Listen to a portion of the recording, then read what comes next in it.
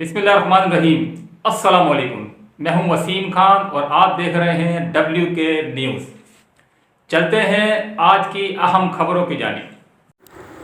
ٹنڈو عدم ہیسکو کا بجلی چوروں کے خلاف بڑے پیمانے پر کریک ڈاؤن جاری۔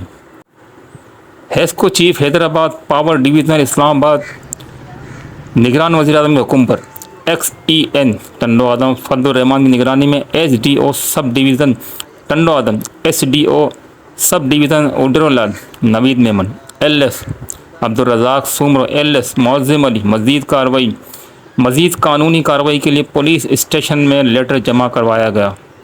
نادہندگان سے بھی کی گئی افراد کے خلاف FIR درج کرانے کے لیے متعلقہ تھانوں میں لیٹر جمع کرا دیے گئے۔ بجلی چوروں اور نادہندگان کے خلاف کارروائیاں بلا تفریق جاری رہیں گی۔